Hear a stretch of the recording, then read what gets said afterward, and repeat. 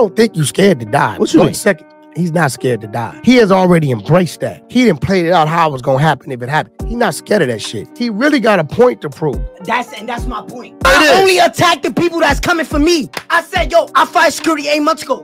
If I walk out of here and the come from behind me out the staircase, hang, it was already supposed to happen. Listen, nigga, I don't know what kind of gun that is. No. I don't know. That's a different kind of gun. Yo tout le monde, ici c'est Chris d'Iconic et on se retrouve pour une nouvelle vidéo. Bon, ça fait presque 1 an qu'on n'a pas parlé de 6ix9ine et depuis beaucoup de choses se sont passées et dans cette vidéo, on va revenir un petit peu sur tout ça parce que le rappeur là aux cheveux colorés met en lumière pas mal de choses très intéressantes sur l'industrie de la musique, je dirais même sur le monde du hip-hop en général et je tenais à t'en parler dans cette vidéo. Bon, avant de commencer cette vidéo, je tenais à remercier NordVPN, le partenaire de cette vidéo. Qu'est-ce que c'est NordVPN? C'est un service qui te permet d'avoir accès en toute sécurité à des applications, des sites web et des plateformes de streaming de n'importe où dans le monde. Par exemple, les catalogues internationaux de Netflix ou encore Amazon Prime. Pour te donner un ordre d'idée, en France, on possède 4000 films, séries et documentaires sur Netflix et aux US, ils en possèdent à peu près 6000, donc il y a une belle différence. Fini les non accessibles dans votre zone géographique. Désormais, il suffit de se localiser dans le pays de ton programme préféré et c'est réglé. En plus de ne plus avoir de restrictions géographiques, tu peux crypter ton adresse IP et donc naviguer sur le web en toute sécurité, sans laisser de traces et sans craindre d'attaques pirates. Alors comme d'hab, j'ai un code de réduction pour toi. Souscris à l'abonnement de 2 ans avec le code MAJOR et bénéficie d'une réduction écrasante de moins 73% et de 4 mois gratuits, donc plus de mois gratuits que le mois précédent. Le lien ainsi que le code de réduction se situe dans la description. Je te laisse profiter de ça dès maintenant. Donc maintenant que j'ai dit tout ça, on peut revenir sur la vidéo. Sans plus attendre, on y va. Après sa sortie tonitruante de prison, 6ix9ine ne s'est pas fait attendre pour sortir de la musique. Il a enchaîné les clips avec la même recette aussi bien musicalement que visuellement et les fans du rappeur ont totalement suivi.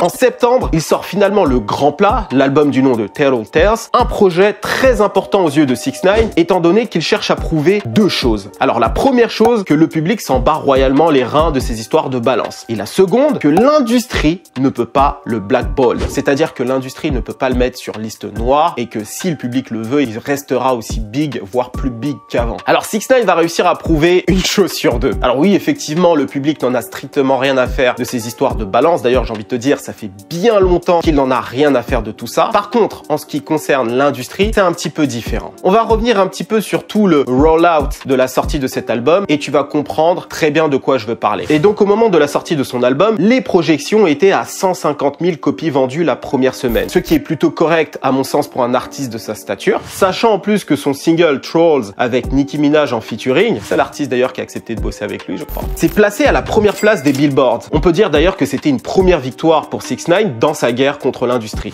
Oh, yeah, shit, I'm telling you. Fuck you, I can't be stopped, you can't blackball me. Y'all try to blackball me on radio. Apple Music, Spotify didn't give us no playlisting. Number fucking 1.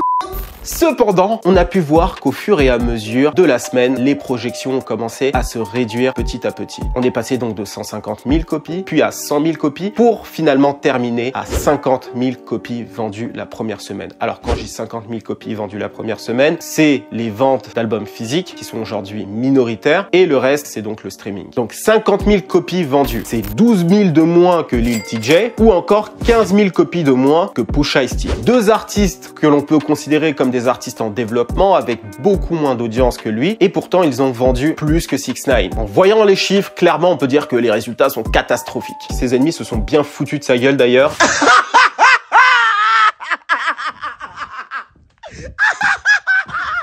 ce qui lui a valu de faire profil bas pendant un petit moment. Alors qu'est-ce qui s'est passé exactement? Alors comme tu l'as entendu dans l'extrait que j'ai mis tout à l'heure lorsqu'il était en train de célébrer son titre Trolls numéro 1 des Billboards, il y a plusieurs choses qui rentrent en compte pour être numéro 1 des charts. Le playlisting en radio, tu es en rotation plusieurs fois dans la journée, c'est parfait pour maintenir ta place de numéro 1. Là on parle de single. Et bien sûr les plateformes de streaming qui sont donc un excellent moyen pour faire de la promotion, pour être en découverte des nouveaux projets sortis, pour que les gens aient le réflexe d'aller écouter l'album, parce que les gens ne vont pas forcément avoir le réflexe d'aller taper sur la barre de recherche 6ix9ine pour aller découvrir son nouvel album. Par contre, si c'est en première page de toutes les plateformes de streaming, qu'il y a un single qui est en découverte, que les morceaux soient en playlist, et ben ce sera plus facile pour lui d'avoir du stream, d'avoir de la visibilité, parce que les plateformes de streaming auront joué le jeu. Tiens, c'est par exemple comme si moi sur YouTube, je sortais une vidéo et que tu ne recevais pas de notification, ou alors que tu n'aies même pas la vidéo qui t'est suggérée en première page de YouTube lorsque tu te connectes malgré ton abonnement, tu vois. Donc c'est comme si tu étais obligé d'aller sur la barre de recherche, de taper mon nom pour aller voir si j'ai sorti une nouvelle vidéo ou non. Tu vois ce que je veux dire? D'ailleurs, si tu t'es pas abonné et que t'as pas activé ta cloche, c'est le moment de le faire, ok? Je te laisse un petit moment pour le faire. Tu vas, tu t'abonnes. C'est bon, tu t'es abonné? Ok, maintenant tu vas, tu actives la cloche. Boum, t'as activé la cloche. C'est parfait.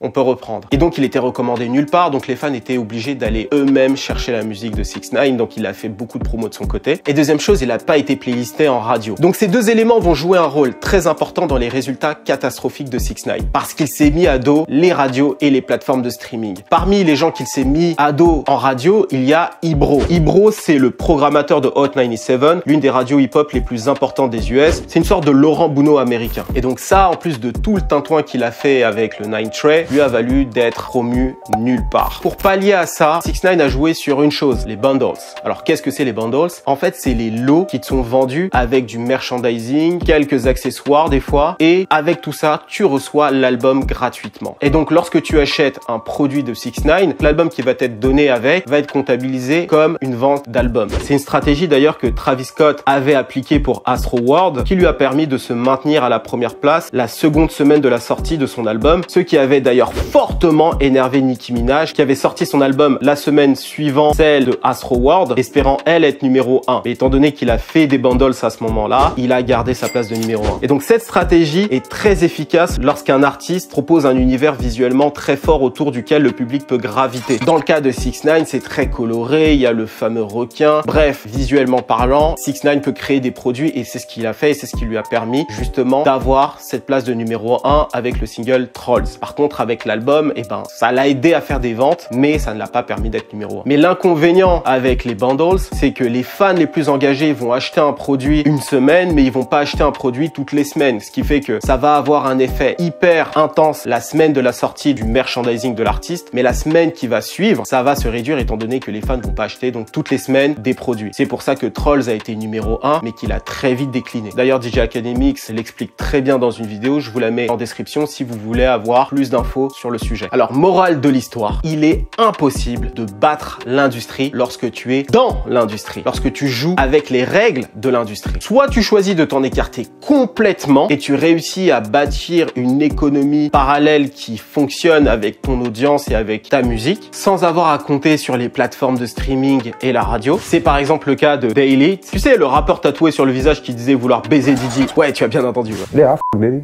Like Diddy thick, yo. Non, plus sérieusement, il disait quelque chose de très intéressant sur l'industrie de la musique et en particulier du streaming. We in an era where the streaming services have made us believe that people don't buy music no more, when in all actuality, people are spending more money than they ever spent on music. For example, you have the average fan paying $10 a month every month for eternity. Dans son cas, il vend ses albums uniquement sur son site internet. Et il disait comme ça qu'il avait réussi à écouler presque 100 000 copies. 100 000 copies sur son site où ses fans vont eux-mêmes aller télécharger de la musique ou un album. C'est énorme. Mais bien sûr, en faisant ça, il n'apparaît nulle part dans les billboards, à la radio. C'est juste lui et son audience. Idem récemment pour Tory Lanez, qui aurait vendu 1 million de copies de son album en NFT. Faudrait que je regarde dans les charts, mais je ne pense pas que Tory Lanez soit mentionné. À mon avis, c'est une manière encore un peu trop originale de vendre son album, donc je ne pense pas que les billboards vont comptabiliser ça. D'ailleurs, d'ici la fin de l'année, je prévois une vidéo sur les rappeurs et les crypto-monnaies, ça va être lourd. Donc pendant longtemps, les artistes et les fans pensaient avoir repris le contrôle de l'industrie de la musique, mais en réalité pas du tout. C'est d'ailleurs encore plus contrôlé finalement avec les plateformes de streaming. Et ce que je peux dire, c'est que le seul moment où les artistes ont réellement le contrôle, et c'est déjà ça, c'est au début de leur carrière, sur la vision de leur musique, et aussi sur la possession de leur musique. Étant donné qu'ils peuvent réussir à gagner une audience d'eux-mêmes, ils peuvent plus facilement négocier des contrats pour garder leur master. Mais sinon, c'est très compliqué. Après l'échec de l'album, 6ix9ine a fait profil bas pendant quelques mois et les seuls moments où il est sorti de sa tanière, c'était pour répondre aux rappeurs qui s'attaquaient à lui. C'était par exemple le cas de Meek Mill, le début d'une longue et belle histoire d'amour, comme on le sait. Depuis que le rappeur aux cheveux colorés est de nouveau libre, Meek Mill s'est donné pour mission de faire de 6ix9ine un exemple en le détruisant, et tout ça pour le grand bien de la culture. Wow. Et 6ix9ine ne s'est bien sûr pas fait prier pour répondre à Meek Mill en pointant du doigt les incohérences du rappeur. Par extension, celle de tous les autres rappeurs. Et ça, simplement car il est signé chez Roc Nation, le label appartenant à Jay-Z, dont la CEO s'appelle Desiree Perez.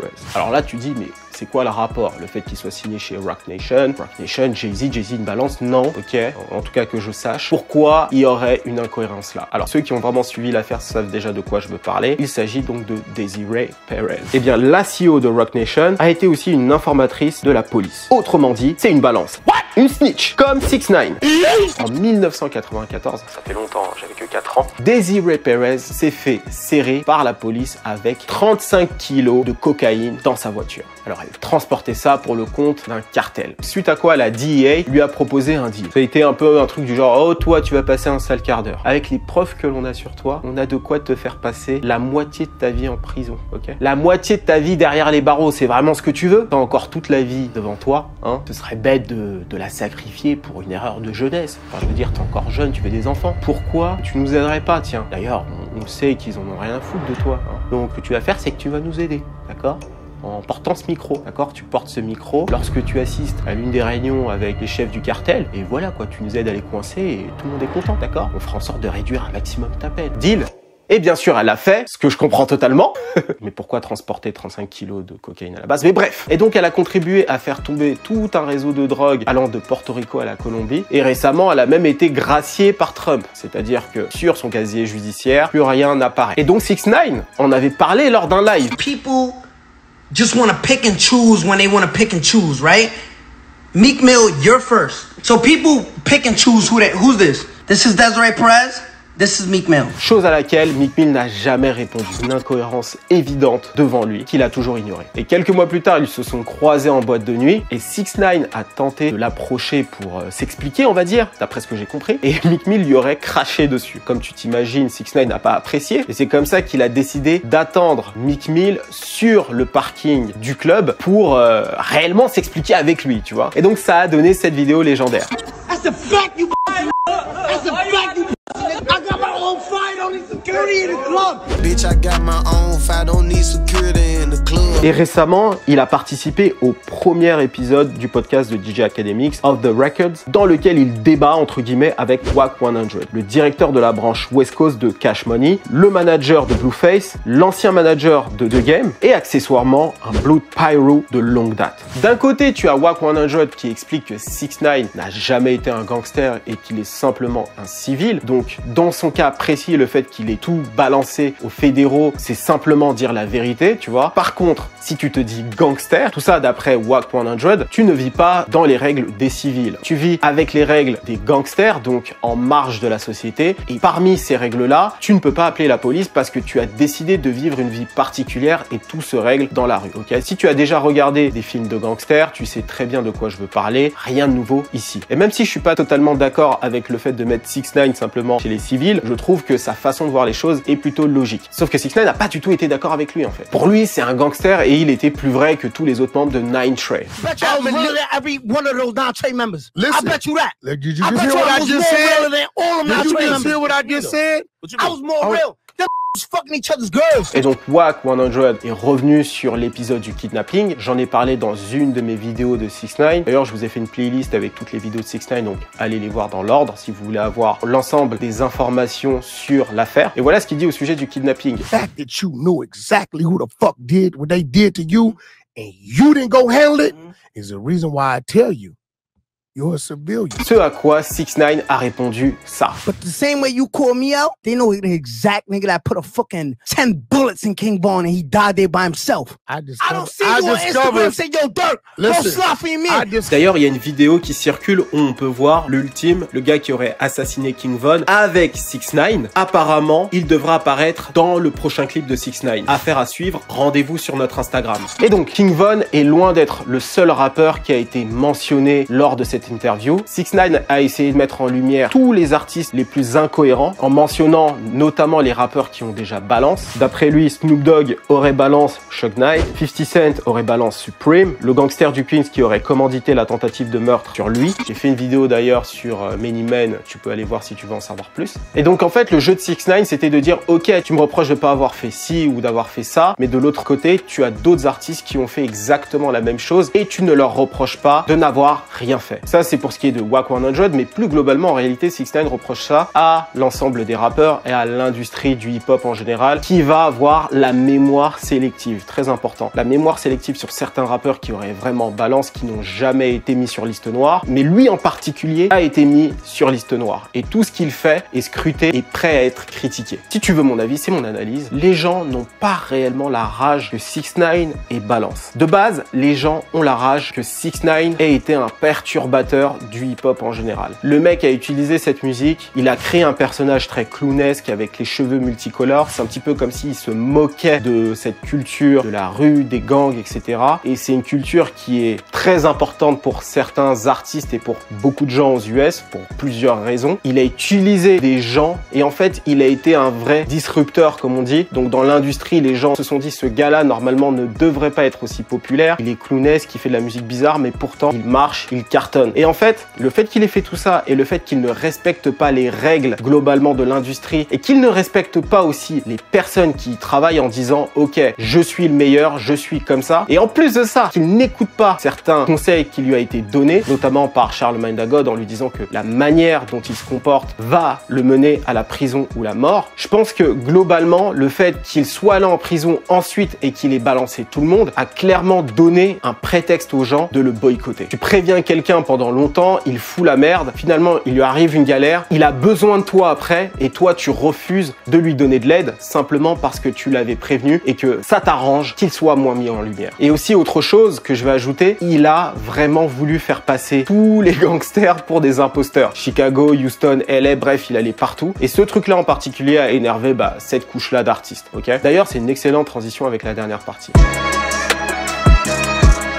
Alors, juste avant, je te parlais du fait que les rappeurs soient des imposteurs. J'irai pas jusque là, ok, mais ce sont, on va dire, les mots de 6ix9ine. En réalité, les rappeurs sont des marques. Alors ça, je l'ai dit souvent dans mes vidéos, et comme je l'ai dit, j'avais prévu une vidéo sur le sujet, mais 6ix9ine l'a merveilleusement bien mis en lumière, en particulier ces derniers mois. Dans l'interview en question avec Wack 100, il a parlé de 21 Savage. La nuit avant l'interview, 6ix9ine était en boîte de nuit avec 21 Savage. C'était pas ensemble, mais disons qu'ils étaient dans la même boîte où 21 Savage était en train de performer. Et ils se sont vus là-bas et pourtant rien ne s'est passé. Pourtant, lorsque tu regardes l'album de 21 Savage, il a beaucoup parlé de la notion de snitch. Pendant aussi la promotion de son album, il a beaucoup joué sur les rats et d'ailleurs 6ix9ine en a parlé dans l'interview. Il a même dit quelque chose de très important, il a dit que tous les rats devaient mourir. Donc toutes les balances devaient mourir. Il a dit tout ça, mais pourtant ils se sont croisés en boîte de nuit et rien ne s'est passé. Pareil pour Annual AA. D'ailleurs, c'est vous qui m'avez repris sur Annual AA, je sais pas que ça se disait comme ça, c'est pas un artiste que j'écoute. Il l'a croisé, 6ix9ine l'a confronté, mais rien ne s'est passé. Alors, pour quelqu'un comme moi, ça me paraît assez évident que rien ne se passe, mais c'est important de le mettre en lumière parce que les gens ont tendance à croire que les rappeurs, 21 Savage ou les autres, sont des gangsters avant tout. Alors, c'est peut-être une composante de leur personnalité, mais c'est avant tout des artistes, des rappeurs. Les seuls artistes qui sont, avant d'être des artistes, des gangsters, sont en prison actuellement, ok? Mais sinon, la plupart d'entre eux sont des businessmen. Donc un 21 Savage n'avait aucun intérêt à attaquer un 6ix9ine. Pareil pour un Annual AA, tu vois. Et aussi, ce qui est intéressant, c'est que au moment de cette interview, 6ix9ine est à Miami pendant le Rolling Loud Festival. Alors le Rolling Loud Festival, je pense que mes fans de XXXTentacion connaissent très bien ce festival. C'est un festival où tous les gros rappeurs SoundCloud se sont fait découvrir. Et d'ailleurs, c'est eux qui ont mis la lumière sur ce festival. D'ailleurs, il s'est construit avec eux. Donc ce festival avait lieu. 6ix9ine était à Miami et il se baladait balader sans sécurité. Ça fait plus de 6 mois que 6ix9ine n'a plus de sécurité, il se balade qu'avec ses gars et pourtant